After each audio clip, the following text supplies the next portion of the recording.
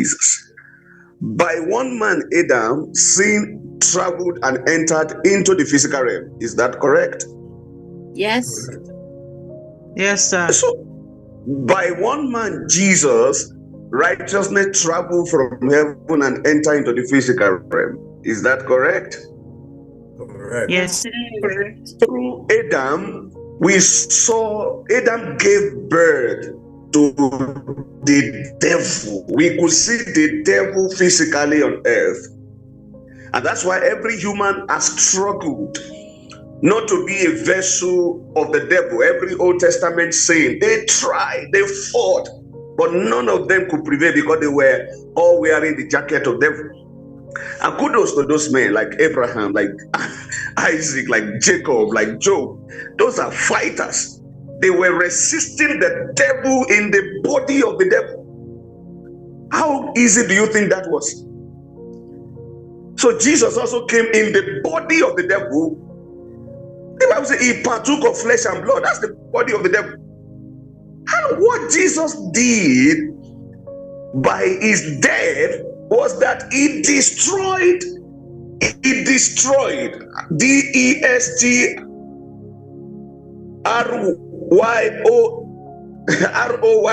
destroyed the body of sin. Come on, did you get that? Yes, sir. Yes. Jesus destroyed he that has the power of death, that is the devil. And Jesus now say, the job you have as Christians now is to make sure you remove the devil from every physical body that you see him.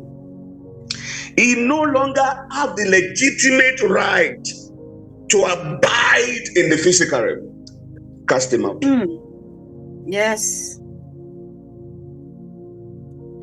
That is why it's a problem for the devil to be reminded that Jesus came in flesh. That's a judgment Satan can't stand.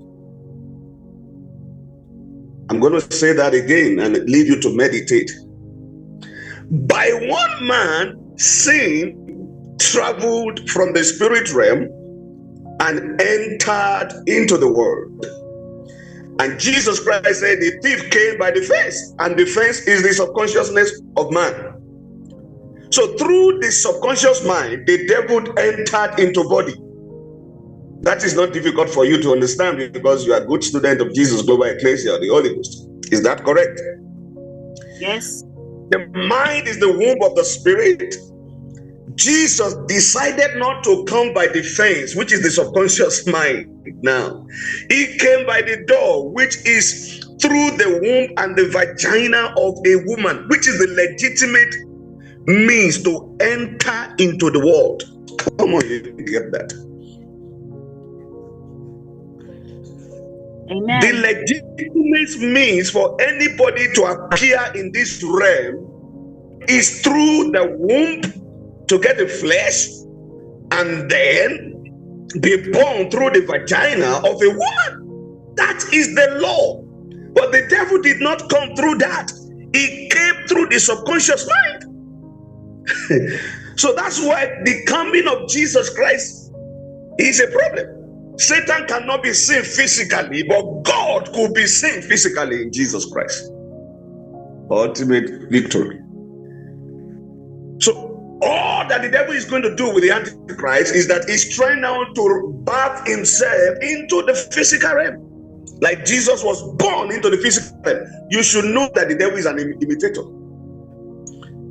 So now listen, child of God, catch this revelation and go to bed after now, meditate and discover who you really are. After Jesus destroyed what Adam created through unrighteousness, all have sinned and became naked. That nakedness is that the Holy Ghost left the spirit of Adam and Eve.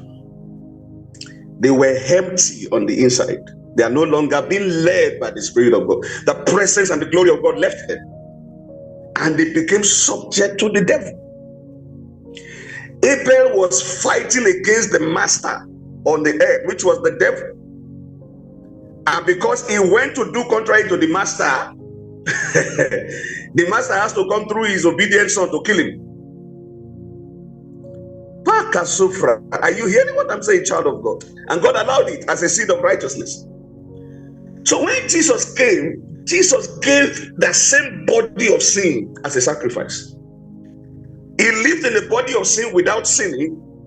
That means the law of unrighteousness was broken. And then he now gave that body of sin as a sacrifice to destroy sin in the flesh. And so now that we are in Christ, that's why the Bible admonishes you, sin doesn't have power over you again. Anyone sinning in Christ is a borrowed vessel. The devil doesn't own you. He cannot own you again. He lost you forever. Can you understand that? The devil doesn't own you. He cannot own you again. He's only borrowing you as a vessel. And the day you realize that, look, I can no longer be a vessel to the devil, you change your mind. That's why the Bible says, lay aside every sin, every weight that does easily beset you. Lay it aside. You have power now to say, Satan, enough is enough. I won't lie again. I'm a child of God. I'm a vessel. That's why the Bible says, why do you live as if you are still slave of sin?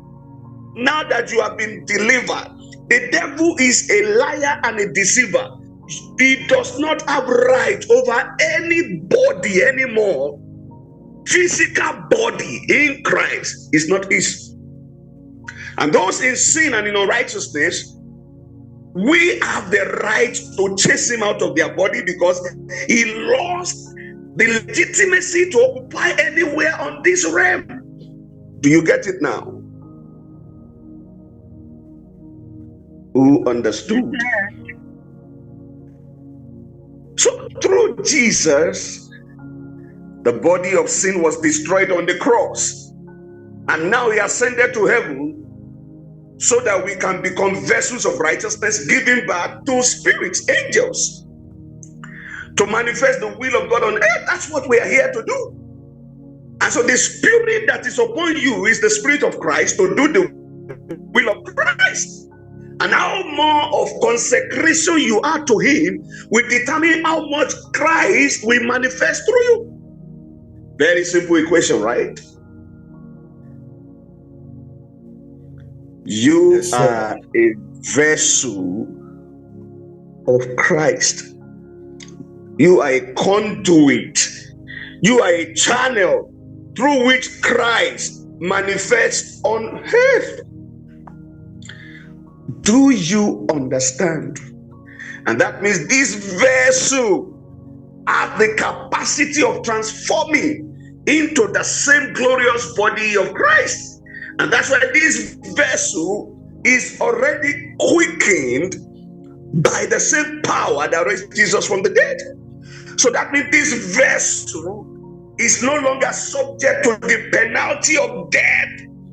This vessel is free from sicknesses, diseases, afflictions. It's not supposed to be a struggle of faith. I shall not die. No, you can't.